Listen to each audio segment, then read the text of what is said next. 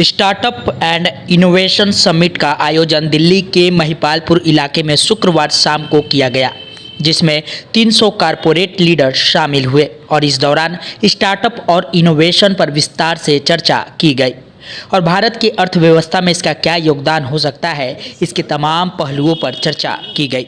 वहीं इस कार्यक्रम में मुख्य अतिथि के तौर पर डिपार्टमेंट ऑफ इकोनॉमिक अफेयर्स के ज्वाइंट सेक्रेटरी बलदेव पुरुषार्थ शामिल हुए। कि स्टार्टअप को बढ़ावा देने के लिए सरकार ने बहुत सारे कदम उठाए हैं और सरकार का एक फोकस एरिया है स्टार्टअप को बढ़ावा देना। मैं आपको कदम के बारे में बाद में बताऊंगा, लेकिन अगर आप सिंपल इफेक्ट देखें, परिणाम देखें, तो 2016 में स्टार्टअप की संख्या हमारे यहाँ 200 के करीब थी। आज के दिन में 84,000 करोड़ है। तो आपको पता चल सकता है कि कहाँ से हम कहाँ पहुँच गए। और इसको देने के लिए हर किस्म की सुविधाएँ डेवलप की गई हैं।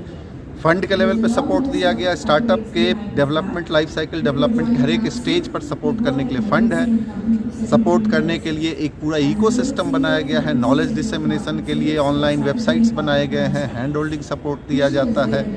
स्टार्टअप चैलेंजेस कराए जाते हैं। उनके लिए अलग से जो पब्लिक प्रोक्योरमेंट है उनमें स्टार्टअप्स के लिए अलग प्रावधान किए गए हैं। टैक्स में उनको रिबेट दिया जाता है। दूसरे किस्म की उनको फैसिलिटीज़ दी गई हैं। उनके लिए रेगुलेशन कम किए गए हैं, कंप्लायंस रिक्वायरमेंट कम की गई है। उनके लिए बहुत सारी चीज़ें जो हैं वो सेल्फ सर्टिफिकेशन के मोड पर उनको प्रोवाइड किया गया है।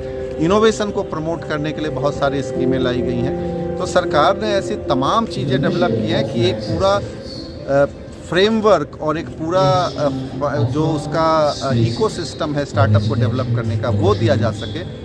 और ये उसी प्रयासों का परिणाम है कि आज हमारे देश में जो यूनिकॉर्न की संख्या है वो इतनी ज़्यादा बढ़ गई है। आज हमारे देश में जो जॉब स्टार्टअप के द्वारा प्रोवाइड किए जा रहे हैं, अगर आप पिछले 3 सालों में देखें तो 9 लाख से ऊपर जॉब स्टार्टअप ने दिया है। स्टार्टअप की संख्या बढ़ गई है। बहुत सारे स्टार्टअप अपने आप में इतना ग्रो कर रहे हैं कि वो भी एक देखने की चीज़ है। तो मैं समझता हूँ कि हमने स्टार्टअप को जिस शिद्दत के साथ प्रमोट करने की कोशिश की है वो रंग ला रही हैं और हमारा देश पूरी दुनिया में स्टार्टअप के मामले में एक बहुत बड़ा उदाहरण बनकर उभरा है।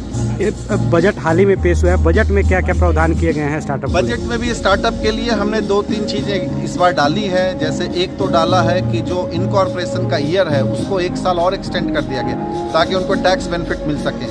और दूसरा, हमने जो उनके लॉसेज होते हैं स्टार्टअप, बिल्कुल ये नए आइडियाज होते हैं, हर आइडिया कई बार सक्सेसफुल नहीं होता, तो इनिशियल लॉसेज होते हैं उसको वो अगले 10 साल तक कैरी फॉरवर्ड कर सकते हैं। तो ऐसे कई सहूलियतें उनको इस बजट में दी गई। इस स्टार्टअप एंड इनोवेशन समिट में 300 कारपोरेट लीडर शामिल हुए और इस दौरान स्टार्टअप और इनोवेशन पर विस्तार से चर्चा की गई और भारत के अर्थव्यवस्था में इसका क्या योगदान हो सकता है, यह रोजगार देने में कितना सहायक है, इन तमाम पहलुओं पर चर्चा की गई।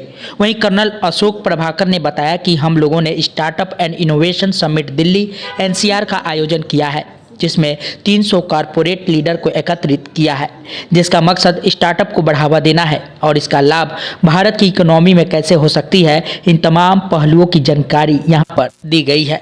साथ ही सरकारी स्तर पर क्या मदद स्टार्टअप के लिए हो सकते हैं, इसके लिए भी सरकार के प्रतिनिधि इस कार्यक्रम में शामिल हुए हैं और उन्होंने सरकार के तरफ से किए जा रहे प्रयासों की जानकारी को विस्तार से दिया है। इस समिट में शामिल GACS के संस्थापक सदस्य अजित पांडे ने बताया कि इस समिट का मकसद स्टार्टअप और इनोवेशन में कारपोरेट के लोगों को लाना है और उसके लिए हमने एक जगह पर 300 कारपोरेट लीडर को बुलाया है और यहाँ पर तमाम स्टार्टअप के पहलुओं पर चर्चा की गई है। वहीं जो नए यूथ है उनके जो स्टार्टअप या इनोवेशन है उसको किस तरीके से कारपोरेट में मदद दे सकता है, उस पहलू पर भी यहाँ पर चर्चा की गई है। इस पहलू से किस तरीके से भारत की इकोनॉमी को मजबूत किया जा सकता है, किस तरीके से एम्प्लॉयमेंट को दिया जा सकता है, इन तमाम पहलुओं पर चर्चा की गई है, जिससे आने वाले समय में भारत के इकोनॉमी को लाभ होगा, साथ ही स्टार्टअप और इनोवेशन को बढ़ावा मिलेगा। हमारी इवेंट हमने देश के अंदर तेजी से हर क्षेत्र के अंदर विकास हो रहा है, उसी के साथ में कदम मिलाते मिलाते हम GACS की ओर से भी आज ये एक्टिविटी कर रहे हैं। आज हमारे यहाँ पे 300 से ज़्यादा कॉर्पोरेट लीडर्स इकट्ठे हुए हैं और हमने देखा है कि कैसे हर फील्ड के अंदर इनोवेशन स्टार्टअप को लाया जाए। आज हमने देखा है कि पूरे संसार के अंदर देश का कितना नाम बढ़ रहा है। अभी $80 बिलियन का एयरक्राफ्ट का एक कॉन्ट्रैक्ट साइन हुआ है। इस तरह से हर तरफ से अच्छी न्यूज़ आ रही है, तो ज़रूरी था कि उसके साथ साथ corporate services, corporate affairs activity जो है वो भी सबसे बढ़े। आज हमारे चीफ गेस्ट यहाँ पर joint secretary department of corporate affairs से आए थे, मिस्टर पुरुषार्थ, और उन्होंने बहुत अच्छा यहाँ पर हमारे पास प्रेजेंटेशन दिया, दिखाया कि देश किस प्रगति से, कैसे तेज़ी से आगे की ओर बढ़ रहा है। कॉर्पोरेट सेक्टर की यदि बात करें तो देखिए, हमने एक स्टार्टअप समिट का आयोजन किया है दिल्ली में। बेसिकली कॉर्पोरेट सर्विसेज में हम लगभग 250-300 कंपनी के सीनियर मैनेजमेंट को हमने यहाँ इनवाइट किया है, और हम जो स्टार्टअप का जो अभी माहौल बना है देश में उसको कम नहीं होना देना चाहते। इसलिए हमने लगभग 300 कंपनी के लीडर्स को बुला के ये मंथन कर रहे हैं कि इसमें हम कैसे कॉर्पोरेट सेक्टर में स्टार्टअप को, या जो नए लड़के इनोवेशन कर रहे हैं, जो यूथ इनोवेशन कर रहा है, और सरकार से कैसे कोलैबोरेशन करके हम इसको आगे बढ़ाएं या इस माहौल को आगे बढ़ाते रहें। देखिए, अभी जो डील हुई है, जो एयर इंडिया ने डील की है, पूरे वर्ल्ड में धूम मची है इस डील की, तो वैसे ही इस माहौल को नीचे नहीं लाने देना है। इसीलिए GSCS ने आज गवर्नमेंट के प्रतिनिधि भी आए थे, श्री बलदेव प्रसाद जी IAS हैं जॉइंट सेक्रेटरी, उनको भी हमने इनवाइट किया है, और उन्होंने बहुत अच्छे से जो देश में जो सरकार काम कर रही है उसके बारे में भी बहुत विस्तार से उन्होंने पूरे लीडर्स को बताया है। पूरे लगभग 300 कॉर्पोरेट सेक्टर के जो लीडर्स हैं उनको समझाया है। तो हमारा एक प्रयास है कि गवर्नमेंट सेक्टर के जो प्रोग्राम्स हैं, जो गवर्नमेंट सेक्टर देश के लिए कर रहा है, स्टार्टअप के लिए कर रहा है, कैसे एक प्लेटफॉर्म पे लाके हम आगे बढ़ाएं, इन सब चीज़ों को, स्टार्टअप को बढ़ाएं।